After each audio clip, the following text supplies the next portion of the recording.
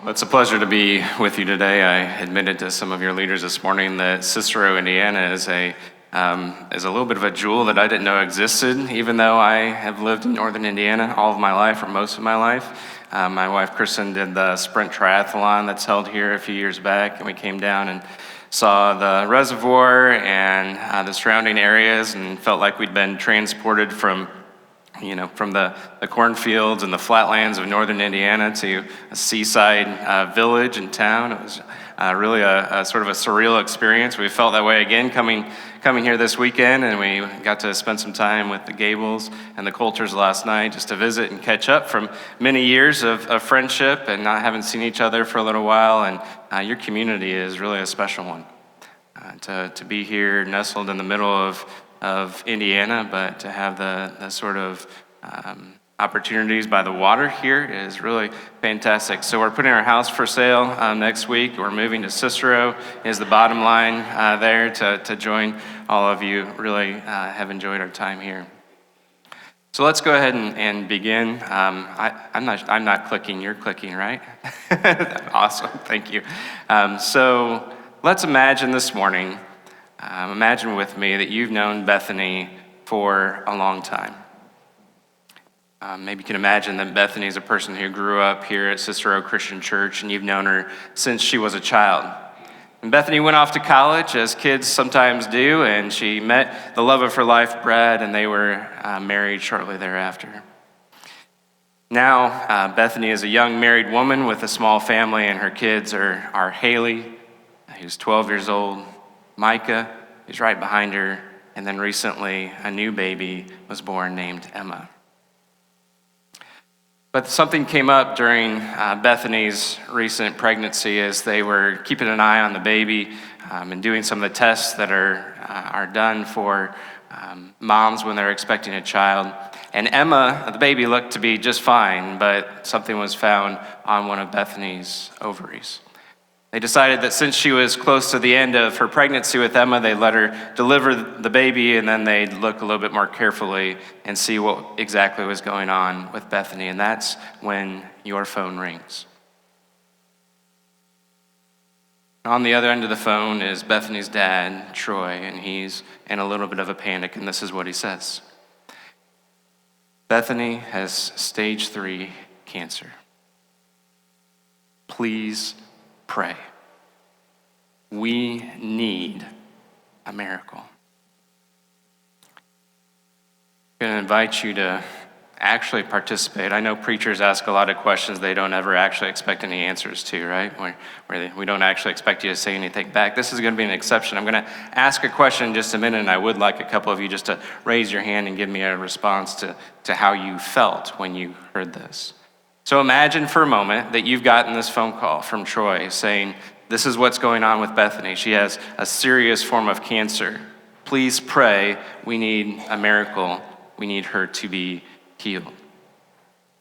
Some of you don't have to imagine what this feels like. You've had this phone call, or it's been a person in your life, or it's been you yourself, and you've walked this road. So if you have or you haven't, think about how you feel, or maybe actually how you felt when you heard similar news. And the actual question I want to have a few of you give a response to is to name as specifically as possible the emotion that you felt when you heard this news and this request that you pray for a miracle. Could a few of you either remembering back to a similar situation for you or imagine yourself in this situation? Go ahead.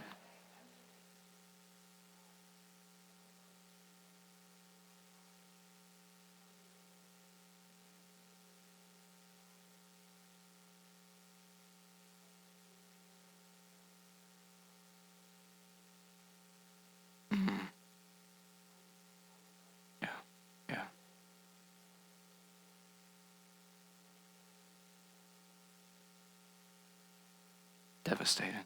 Yeah. Sorry. So I think that's a great, I asked you to be specific about your emotion. That's a fantastic response, right? Felt devastated.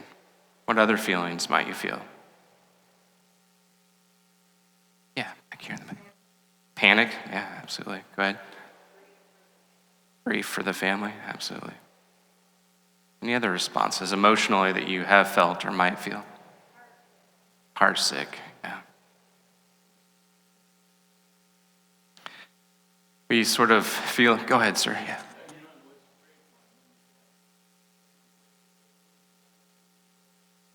Hmm.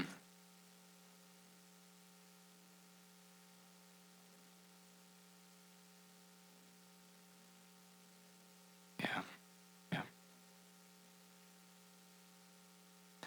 Yeah, that back and forth, right? You want them to stay, but you know at some point they're going to cross that threshold and either be ready to go or it's going to be time. Yeah. So that sort of a push-pull, right? Any other emotions or feelings that you have in response to this news? Fear, absolutely. Afraid for what's going to happen to Bethany, afraid for what's going to happen to her kids, her husband, her family.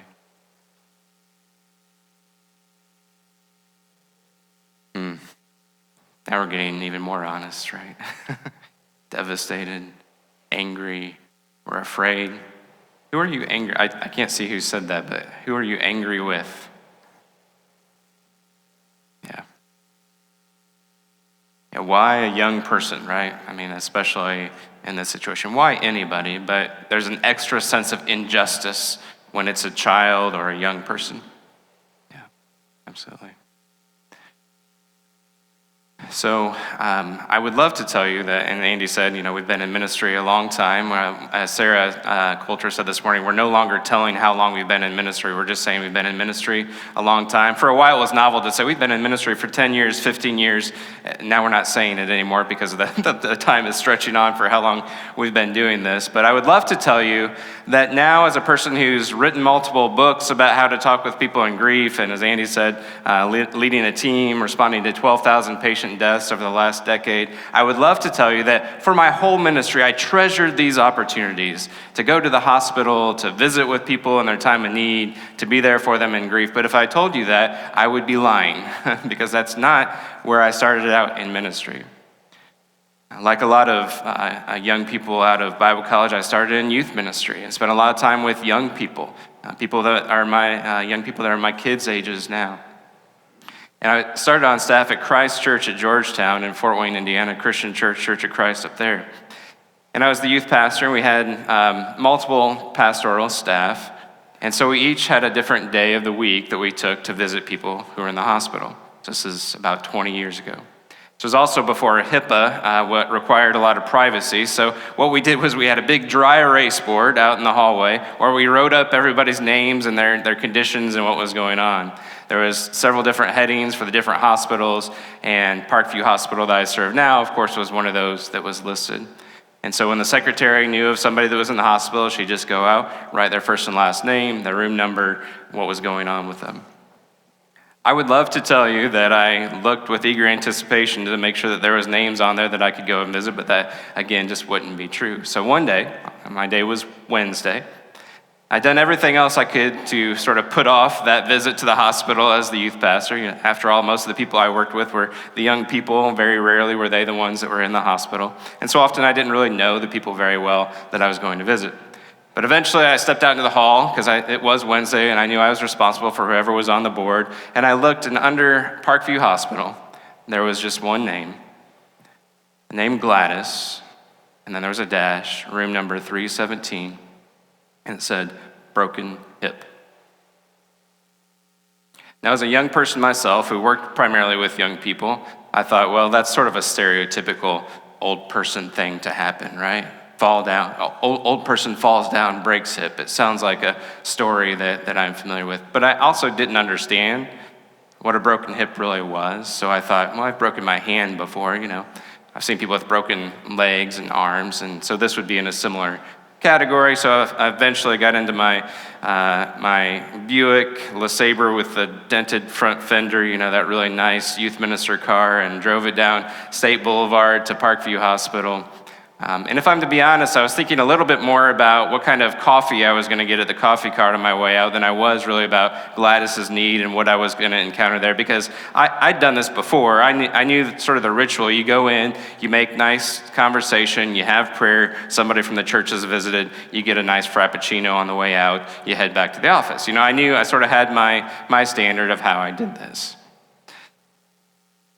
But she said something to me when I was there as I went in and I sat down next to her bed. Because when I went in, I saw that Gladys was crying. I tried to make that small talk, that conversation with her. Hey, Pastor Bob from the church asked me to come by, because most of the older members knew Pastor Bob and they had no idea who I was. And she couldn't really engage. She couldn't really speak to me or make conversation. All she did was cry. And so finally, I stepped back out into the hall and talked to the nurse. I said, "What's going on with Gladys? I thought she just broke her hip." And the nurse looked at me like I didn't get it, because I didn't get it. I didn't understand what a painful experience that was for her. So I went back into the room and I did the only thing I knew how to do. I pulled up a chair next to her and I sat down and I got down at eye level to where I could see Gladys's face. And eventually I asked the question I always ask. I said, "How can I pray for you?" And this is what she said. She said, "Sonny, just pray that I go be with Jesus."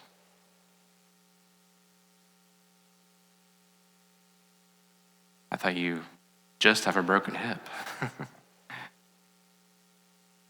I'm not sure exactly what I prayed for Gladys that day, but I can guarantee you I did not pray that she would die.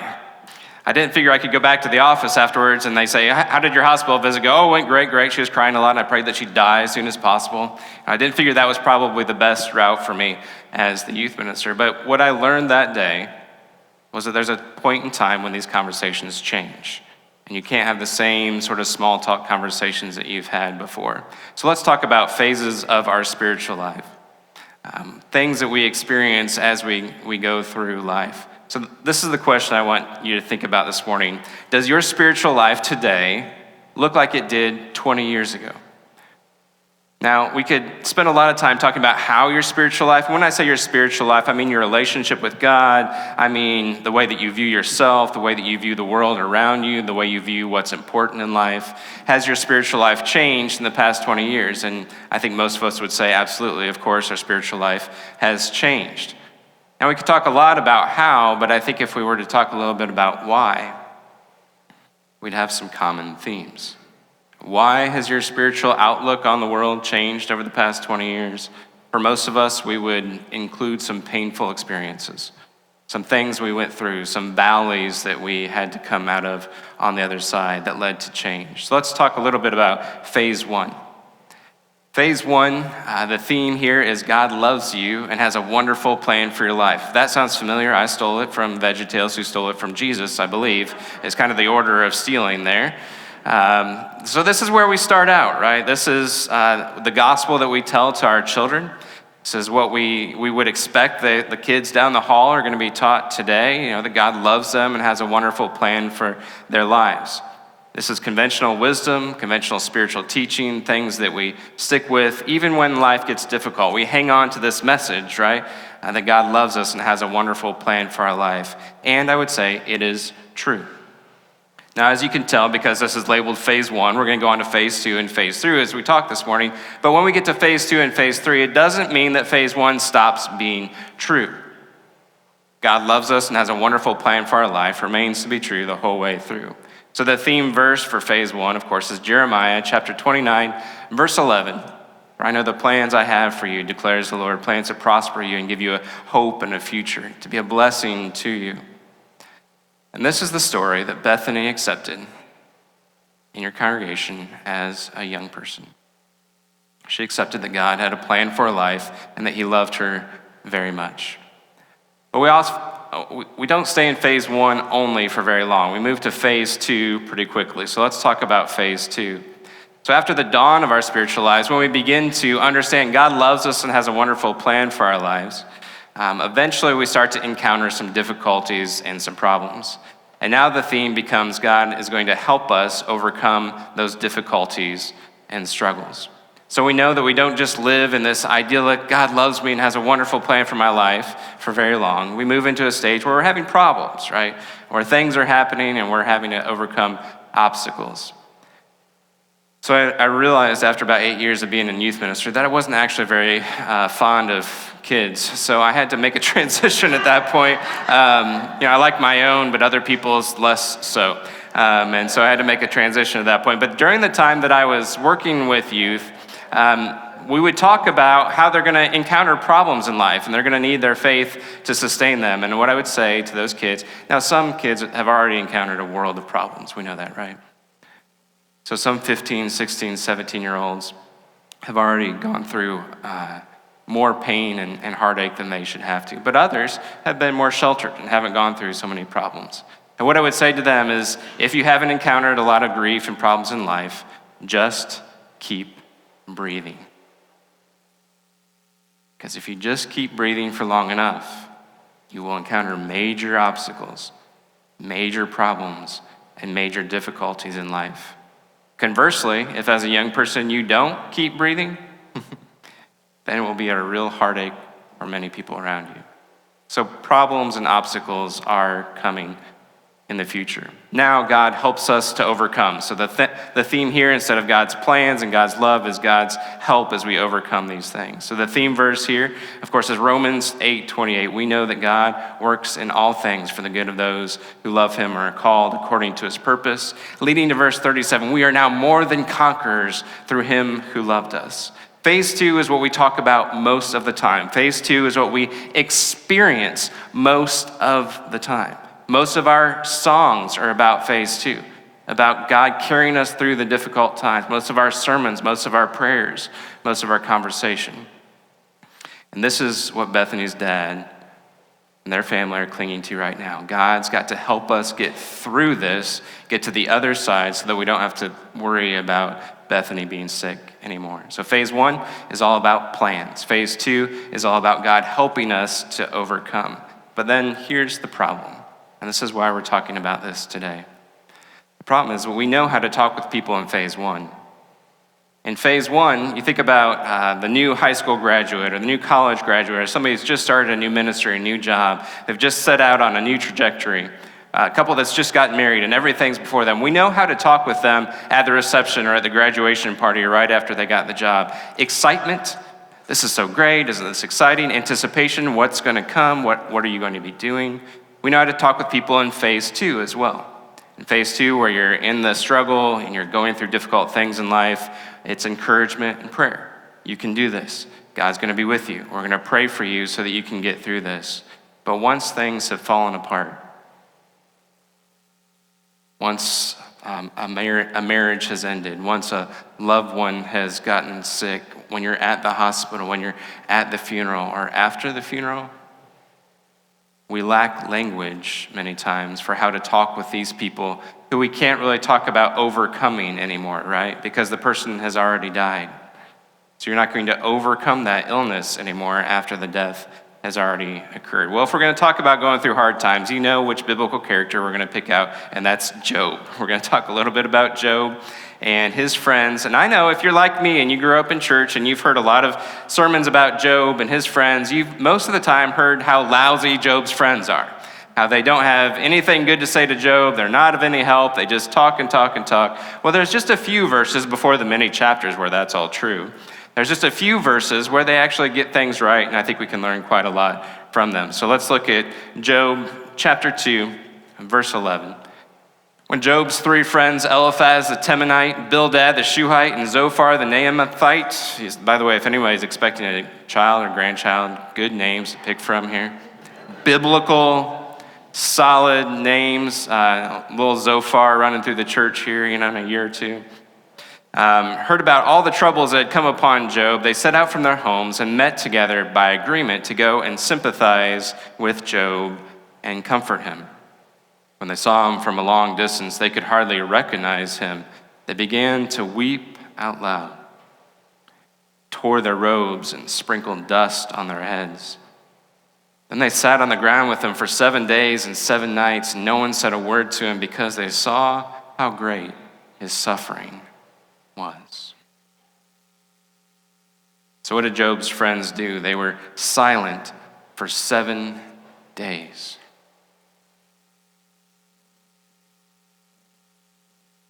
Today, to be silent for 7 seconds feels like a long time. So how in the world could these men sit in silence for 7 days with Job? The scripture says it's because they saw how great his suffering was. All right, let's learn to care from these first few. We're going to ignore all the things they say later on in Job, and we're going to pay attention to these few verses here. So what else did Job's friends do, and how can we learn to care? First of all, they sat down. That may sound really obvious and really straightforward, but there was a University of Kansas nursing department study done several years ago about sitting down with people who are in difficult times. This is what they did. They followed a doctor around their hospital, and a researcher would time how long the physician was in with the patient. I'm doing this like it's a stopwatch. I imagine if it was recent, it was more like this with the stopwatch on their phone. But we'll just pretend they had an actual physical stopwatch. He goes into their room. They measure how long he's in there, comes back out, and then they would go into the patient and say, if you had to estimate how long you think Dr. So-and-so is in here, what would you estimate? 5 minutes, 10 minutes, 12 minutes. What they discovered was that sometimes a physician would go in and stand over the patient. You've been in this situation, probably some of you before. A doctor comes in, stands over you, says some things that you sort of understand about the condition and what's going on, what's going to come next, and then leaves. Other times, the doctor would come in, sit down, similar to the only thing I need to do with Gladys, would sit down, slide the chair up, get eye to eye, and connect with the patient. And so you're probably ahead of me. You can guess what the study concluded. When they asked the patients after the doctor had been seated, they always thought the doctor was there for a little longer than he actually was. Whereas if he stood over them, they thought he was there for a little shorter than he actually was. And so I think it was probably Zophar who had read this PubMed study from the University of the Kansas Nursing Department and said, you know what, based on this, I think we probably ought to go in and sit down with Job. But there's just something innate, right? That we know when we're in the presence of somebody who's going through great suffering, we've got to sit down with them. Second of all, they wept out loud. Now, I, like many of you, am from the Midwest, have a conservative upbringing and background, and I am, as you probably have already been able to identify, male. Weeping out loud is something we tend to do what? We tend to apologize for. We know from the description of Job that he was a man of affluence. He had means. He had, a huge business, very lucrative, very established in his life, large family. Things were going well for Job. Men of means and men of affluence typically have friends who are similar. So I imagine that these three friends that came were men who were accustomed to having control, having authority, having power, having resources. And yet these men, when they saw their friend, they let the tears flow. They sat down. They wept out loud. Next, they heard. They listened to what Job had to say. The interesting thing is it doesn't say that Job was silent for 7 days. It says that these three men were silent for 7 days. So I imagine that during those 7 days, Job was pouring out the shock, the things that we named earlier, the devastation, the anger, the fear, everything that he was experiencing. He may have been pouring those things out to these gentlemen, and they held space and were silent, and they heard what he had to say. Next, they sympathized. They put themselves in his shoes as much as they could, tried to imagine what he was going through and what he was experiencing. So this isn't simple, what I'm going to recommend that you do. And if you don't remember anything else this morning, I hope that you remember the next 3 points on this next slide. Job's friends give us a model for how we can care for the sick, the dying, and the grieving. And here's what they showed us how to do. Sit down, shut up, and cry. I hope and pray that some of you, when you've gone through your darkest times, and you've been in that phase 3 moment where you're not going to overcome that thing anymore because this has already occurred, that you've had somebody, maybe many somebodies, who is willing to come in, sit down, listen to what you have to say, and cry with you.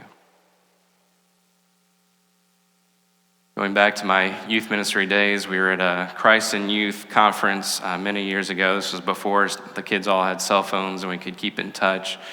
And we got a landline phone call from somebody back home, and a mutual friend of many of the kids who were at the church camp with us, high schoolers, a mutual friend had tragically died in a car accident while we were away. Well, you better believe that redirected the whole week of church camp, especially for those kids that knew this young man the best. And they spent a lot of time, carrying each other's burdens, crying together, that sort of thing. And then one night we're in worship service and we're singing worship together. And some of these teens had gathered together. They had their arms around each other. By the way, we can learn a lot from teenagers. I know I was kidding earlier about not liking teenagers very much, but we can actually learn a lot from how they process emotion and how they support one another, because there's less pretense for them many times. So they had their arms around each other and they're crying together. And then it happened that, me as the adult, mature, stable youth minister standing behind them, I started to cry too, putting myself in their shoes. And what did they do? Of course, they opened up their circle, brought me in, and put their arms around me as we all cried together. One young man later, he said, "I learned more about Jesus from that day when you cried with us at CIY than I did from any of your Sunday school lessons." I'm not sure if that was a compliment or not. I thought the Sunday school lessons were okay too, but apparently not quite as meaningful as spending that time with them that day. So let's talk a little bit about phase 3. What is phase 3? Phase 3 begins to come upon us when we're not going to overcome. We're not going to get around this current difficulty. When your spouse, your child, your parent, your sibling, your friend has died, it's no longer about getting around it or getting past it. Now God will help you find meaning in the middle of your suffering. Let me hurry to say that when I say God will help you to find meaning in your suffering, I'm not suggesting that God will explain why you're suffering. What I am suggesting is that God will help you find moments of meaning and purpose in the middle of what you're going through. Only God knows why things happen, and He seldom explains Himself. Very few times do we really get to know the reason why, but we often can find meaning and purpose in the middle of the suffering. So now the theme isn't help or God's plans, it's finding meaning in the middle of what we're going through. So the theme verse for this is from Ecclesiastes. You won't be surprised in a message about death, dying, and grief to hear from Job and now from Ecclesiastes, where it says, God has made everything beautiful in its time. He's also set eternity in the human heart, yet no one can fathom what God has done from beginning to end. I want to reread that verse, but before I do, I want to ask you a question. How many of you have been in a room where someone is either dying or as they died or shortly after they've died? You wouldn't mind? Wow, okay. I would say most of you, actually. Okay, thank you. And for those of you that haven't, just imagine being in that situation. And thinking about being there next to someone as they die, let's reread this verse. He made everything beautiful in its time. He set eternity in the human heart, yet no one can fathom what God has done from beginning to end. If you've been in that moment, you know that although it's traumatic, horrifying, scary, all these difficult words, there's also something very sacred about being in that moment with that person. And in that sense, God has made everything beautiful in its time.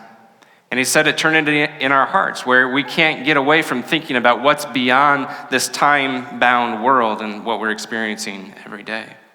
And I love how he finishes. He says, but really we have no idea. No one can fathom what God is doing from the beginning to the end. And so trying to make sense of it is usually not going to work out. Let's return to our story about Bethany.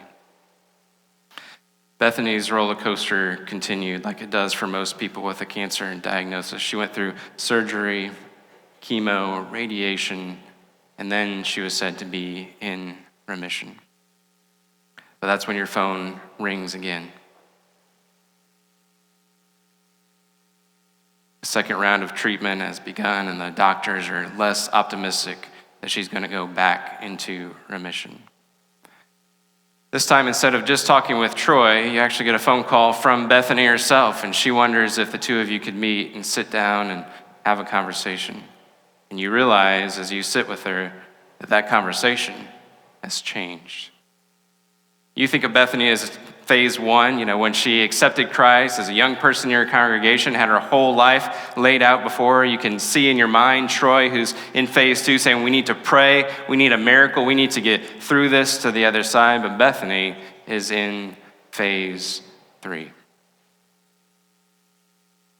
As you sit over a cup of coffee across from her, she says something to you that you will never forget. She says, I know I'm going to die.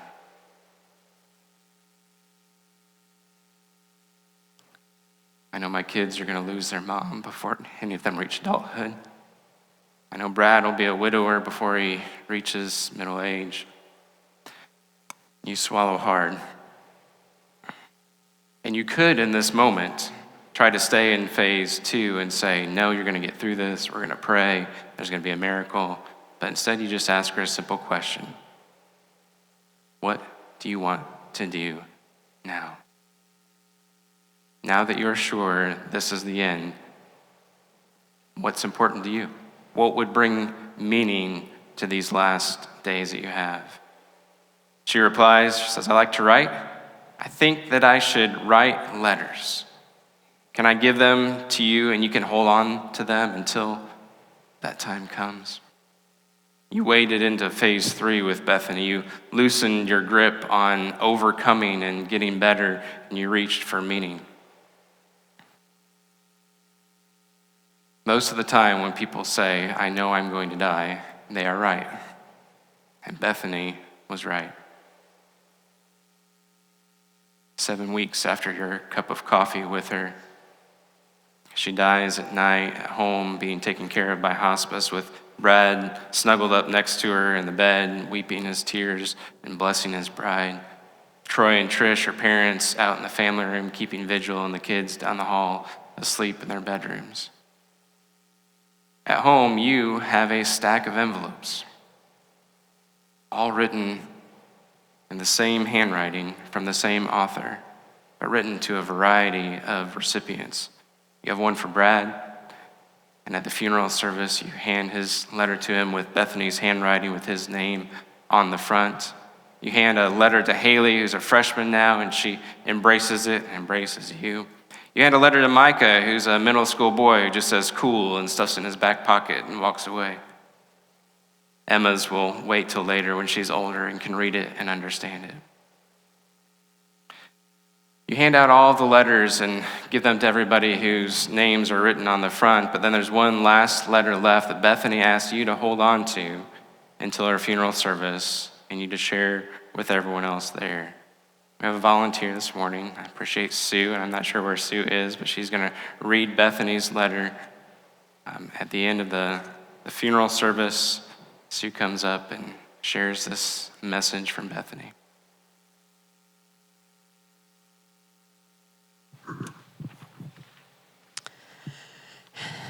Friends, today is not what I hoped for when I was a child. Even when I was first diagnosed with cancer, I believed I would beat cancer and get past this. I meditated on the lessons of God's love and faithfulness that I learned as a child, and I prayed every day that I would be healthy again. For Brad, my kids, parents, and all of you, I know that you prayed that prayer too. Many of you visited, wrote notes, brought meals, and helped us the past few years. As time went on, the looks on the faces of my doctors told me everything I needed to know. I wasn't getting better. During that phase, when I looked into the faces of my children, I felt so despondent. I wasn't just sad, though. I was angry. In my mind, if God really cared, He would cure me. He would help me get better. God patiently tolerated my anger, and people close to us continued to pray and love us. I realized that even though God hadn't healed me, that He did still love me. He loved me through all of you. I thought I had felt the love of God before, but nothing compares to how much I felt his love on my darkest days. You were God's hands. While I would not wish cancer on anyone, there have been gifts along this journey. I treasure those gifts now. I told everyone close how much I love them. I experience grace and love every day. And after a special friend encouraged me, I began writing letters. Many of you have those letters today. Please know that every page is anointed with my tears and my love. I would change my story in a heartbeat so that Brad, Haley, Micah, and Emma wouldn't have to go on without me. But the closeness of God the last few years has been the most profound blessing of my life. Thank you. I love you all. Bethany.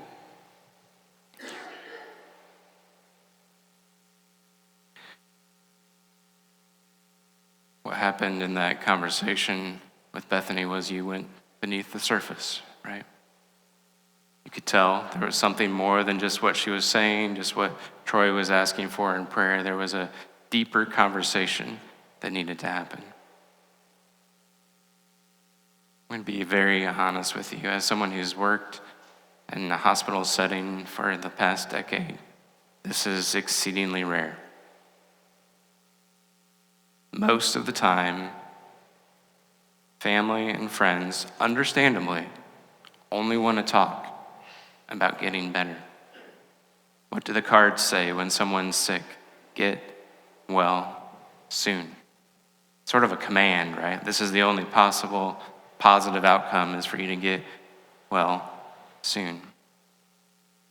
When we know that for 100% of us, there'll be a point in which we won't get well soon. And yet, we try to stay on that surface, just that tip of the iceberg that's above the water, and we try to interact with that and talk about the person getting better instead of recognizing what's going on and all the questions about what does my life mean and how do I connect deeply with the people that I love? How do I connect with God when I'm going through these phase 3 times? So this is an opportunity. We may be very much in that phase 2. We're going through struggles, and for us right now, we've got kids that are figuring life out, and we've got work issues, and we've got a basement that flooded, and we're in those phase 2 situations where you've got problems every day and you're trying to get over them. Then you walk into a room where someone's in phase 3, and the question is, can you change the conversation with them to go beneath the surface, to recognize what's going on with them? So just to recap, phase 1, God loves me, has a wonderful plan for my life. Again, doesn't stop being true, but is the theme of phase 1. Phase 2, God helps me when I face difficulties to get through those. And then phase 3, God helps me to find meaning in suffering. So the question is, who can be Bildad? Who can be Zophar? Who can be Eliphaz? Can you go beneath the surface? Is there someone in your life that you're thinking right now, perhaps they have transitioned from phase 2 to phase 3? A good way to tell is if they have someone very close to them who has died recently, or it's still just a death that's hanging on for them, they are in phase 3 in one way or another. And so can I go beneath the surface? Can I sit down? Can I be quiet? Can I cry alongside of them? Jesus could. Didn't he do that with Mary and Martha as he came alongside of them and was with them and cried, even knowing what he was going to do next? So who can wade into phase 3? It's not easy. It does take a stilling of the mind, a stilling of the heart to be able to be quiet and be with people in these moments. So thank you very much for today, and I'll put a website up here if you'd like to have a free PDF of the 5 worst things that people say to people in grief. We've made a list of those and sort of the reasons why, so you can go to my website or scan the QR code and be able to continue that conversation. Let's have a word of prayer together. God, we know that there are people in our midst, likely some in this room, who identify with phase 3, who feel the feelings, who have had to accept that maybe they're not going to get through what they had hoped that they would get through. And now they're looking for meaning in the middle of everything that they're experiencing. Help us to be those friends who will go, who will meet together, make a plan, go sit down, be quiet, listen to how they're really doing, and sympathize with them. May we embrace our own helplessness at those times when we say, I don't feel like there's anything I can do to help, but listening can be something that makes a world of difference for them. Still our hearts, still our minds, so that we can be what we need to be as we go beneath the surface with those friends of ours who find themselves in phase 3. Pray this in Jesus' name. Amen.